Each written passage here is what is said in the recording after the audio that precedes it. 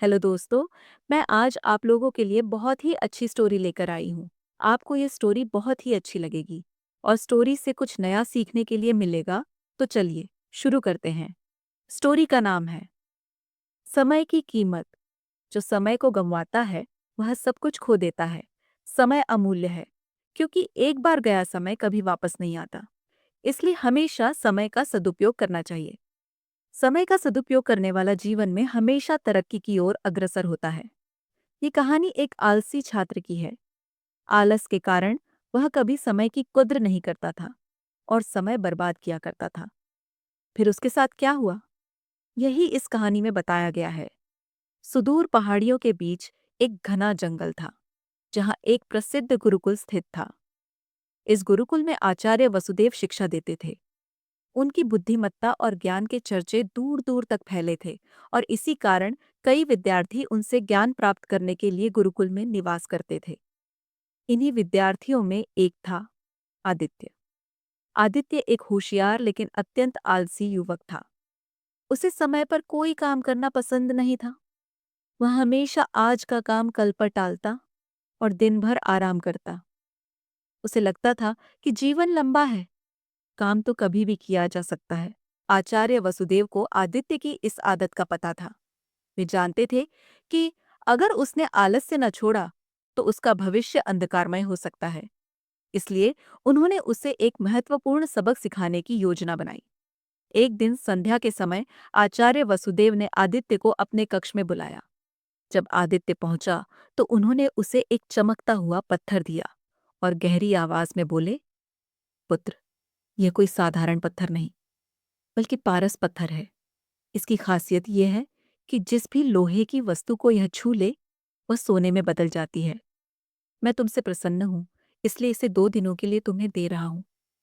मैं 2 दिन के लिए पड़ोसी गांव जा रहा हूं और जब लौटूंगा तब इसे वापस लूंगा।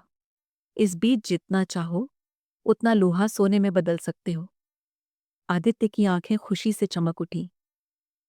यह तो उसके जीवन की सबसे बड़ी सौगात थी। उसने सोचा, अगर मैंने ढेर सारा सोना बना लिया तो मुझे जीवन भर काम करने की जरूरत नहीं पड़ेगी। मैं राजा की तरह ऐशो आराम से रहूंगा। लेकिन आदित्य की पुरानी आदतें इतनी जल्दी कहाँ छूटने वाली थीं।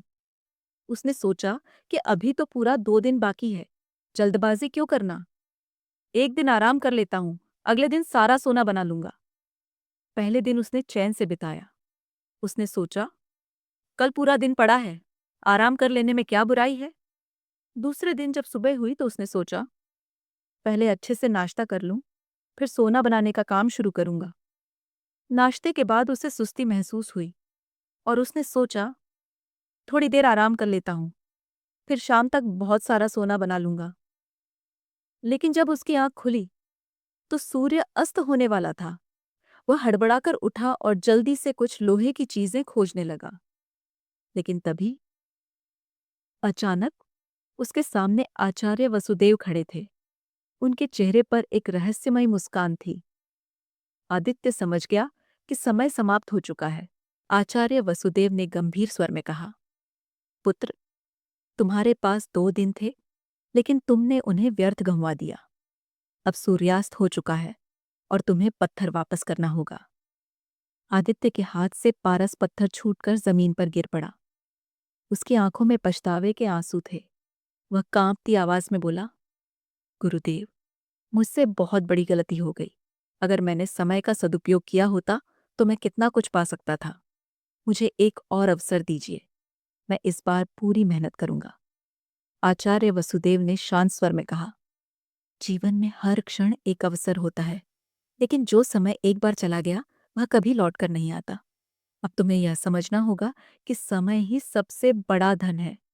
अगर तुम समय की कद्र करोगे तो हर अवसर तुम्हारे लिए स्वर्ण से भी अधिक मूल्यवान बन जाएगा।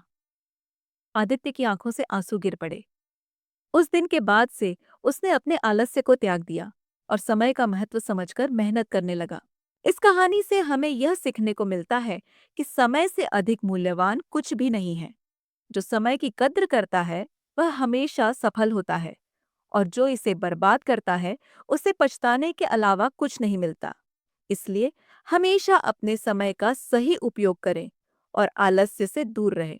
कुछ लाइन बोल के इस कहानी को खत्म करती हूँ दोस्तों। यदि हम जीवन में कुछ हासिल करना चाहते हैं, कुछ बनना चाहते हैं, तो आपके लिए ये अनिवार्य है कि आप समय की कीमत को समझें। व्यक्ति के जीवन में समय धन से ज्यादा मूल्यवान है, क्योंकि आप अधिक धन तो कमाकर इकट्ठा कर सकते हैं, लेकिन अधिक समय कभी भी नहीं पा सकते हैं। समय एक बहती नदी है जिसे कभी रोक नहीं सकते। पल के साथ चलना ही जीवन की सबसे बड़ी कला है। समय की किताब में हर दिन एक नया पन्ना है, हर पल में छुपी है नई संभावना। दोस्तों, अगर आपको यह कहानी पसंद आई हो तो इस वीडियो को लाइक करें, अपने दोस्तों के साथ शेयर करें और हमारे चैनल को सब्सक्राइब करना न भूलें। अपने विचार हमें कमेंट सेक्शन में ज़रूर बताएं। हमारे साथ जुड़े रहें और हम आपके लिए और भी ऐसी प्रेरणादायक कहानियां लेकर आएंगे। धन्यवाद और आपका दिन शुभ हो।